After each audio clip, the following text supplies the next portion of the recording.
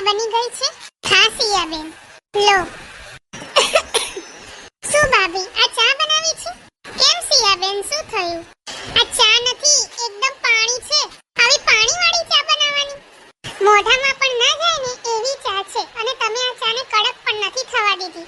તમને તમારી માએ ચા બનાવતા પણ નથી શીખવાડી?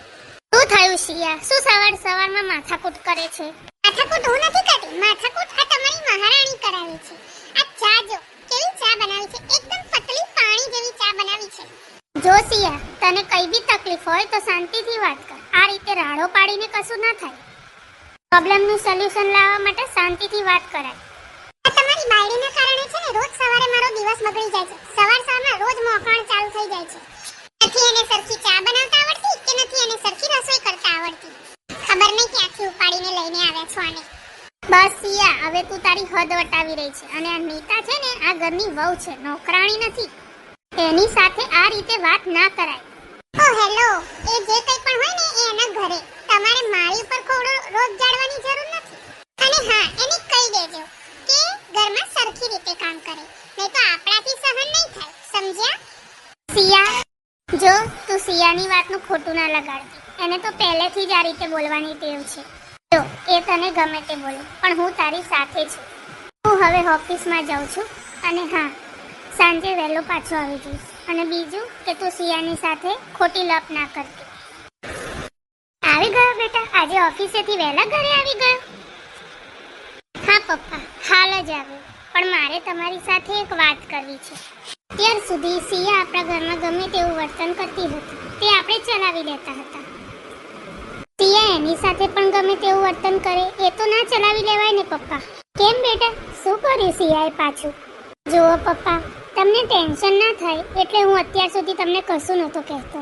પણ પપ્પા, સિયાનો ત્રાસ દિવસે ને દિવસે વધતો જાય છે. અત્યાર સુધી એ આપણા બંનેની સાથે માત્ર છોકરમતમાં હતી.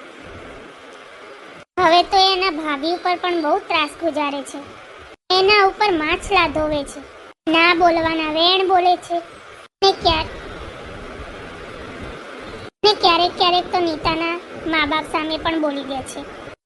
નીતા સારા ઘરની છોકરી છે એટલે તો આપણા ઘરમાં ટકી છે, નહીં તો બીજી કોઈ છોકરી હોત તો ક્યારની જતી રહી હોત.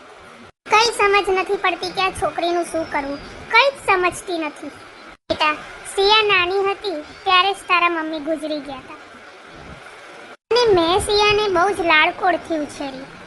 અને અતિશય લાડકોડથી ઉછરે ને એટલે જ આવું થયું.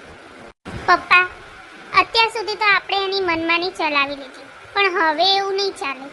આ બધું આપણે સહન કરીએ પપ્પા, પણ પારકી જણી નહીં કરે. આમને આમ ચાલતું રહ્યું ને પપ્પા તો નીતા ઘર છોડીને જતી રહેશે. ના બેટા, હું એવું નહીં થવા દઉં. તું ચિંતા ના કરીશ, હું સિયાને સમજાવીશ. પપ્પા, સિયા સાથે ખાલી વાત કરીને કશું નહીં થાય. તમારે એને થોડું બોલવું પણ પડશે. અને હા, આ વાતને લઈને તો તમે કોઈ ચર્ચા કરજો જ એની જોડે.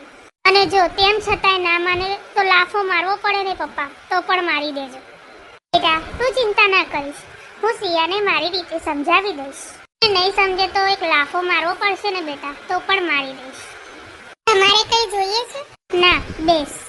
અરે મોટા બેન, તમે આવો બેસો. કેમ અચાનક આવવાનું થયું? કઈ નહીં, કાલે રાત્રે નીતા જોડે ફોન ઉપર વાત કરતી હતી તો ફોન ઉપર વાત કરતા કરતા નીતા રડી પડી, એટલે એમ થયું કે લાવ ત્યાં જઈને વાત કરી આવું.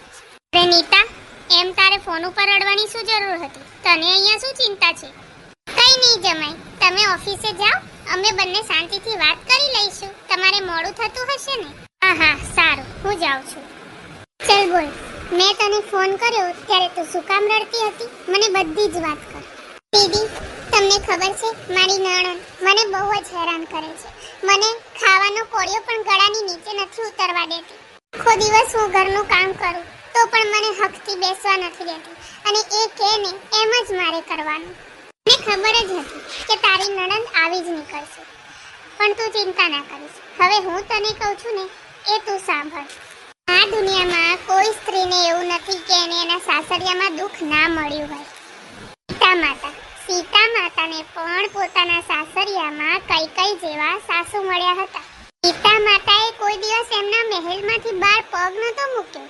અને એ જ સીતામાને 14 વર્ષનો વનવાસ કાપવા માટે જંગલમાં જવું પડ્યું હતું.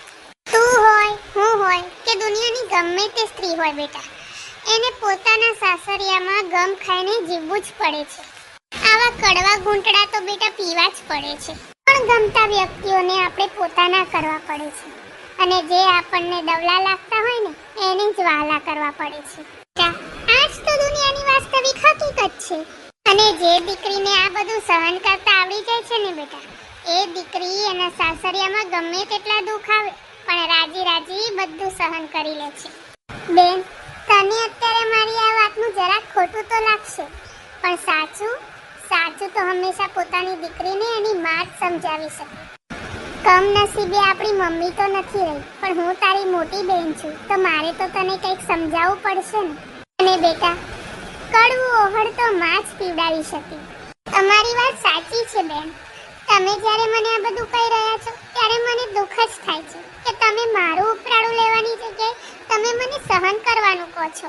હા દીદી, તમારા આ કડવા ઓહળ જેવી વાતો મારા દુઃખને જરાક તો સપોર્ટ આપશે.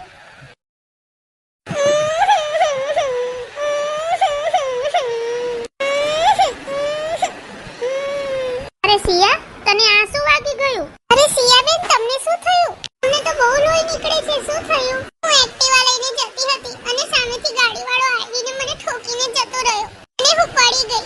બેન, તું જ્યારે પણ એક્ટિવા લઈને જાય છે ને ત્યારે કોઈને તું ભટકાવીને જ આવે છે. ના આવડતું હોય તો શું કામ મને એક્ટિવા લઈને જવાની જરૂર? ઘરે બેસી રહો ને. તમે રહેવા દો ને. પેલા જુઓ તો ખરા એમને કેટલું બધું લોહી નીકળે છે. જવા દો. એ તો સારું થયું કે કોઈની ગાડીને અથડાઈને તરત આવી ગઈ છે પાછી. કોઈ માણસને વગાડી દીધું હોત તો શું થાત? તમે ગુસ્સો શું કામ કરો છો? પહેલા તમે જુઓ તો ખરા કે સિયાબેનને કેટલું વાગ્યું છે. પહેલા તમે એને ક્લિનિક લઈ જાઓ. હું એને ક્યાંય નથી લઈ જવાનું. એને જવું હોય ને ક્લિનિક કે હોસ્પિટલ તો એની જાતે જાય. સારું, તો હું લઈ જાઉં છું સિયાબેનને. સિયાબેન, ચાલો ફટાફટ. બેટા, તું સિયા સાથે આવું વર્તન શું કામ કરે છે? એને કેટલું બધું વાગ્યું છે અને તું એને દવાખાને પણ ના લઈ ગયો. વહુને લઈને જવી પડી. પપ્પા, મેં આ બધું જાણી જોઈને જ કર્યું છે. હું સિયાને એની ભાભીનું મહત્વ સમજાવવા માંગુ છું. સિયા સાથે હું ના ગયો, એની ભાભી ગઈ. આવું કરવાથી સિયાને સમજાશે કે એની ભાભી એને કેટલો પ્રેમ કરે છે અને આના લીધે કદાચ સિયાનું એને ભાભી પ્રત્યે મન પણ બદલાઈ શકે છે. હા, તારી વાત તો સાચી છે. આવું કરવાથી કદાચ સિયાને એની ભાભી પ્રત્યે લાગણી થઈ શકે.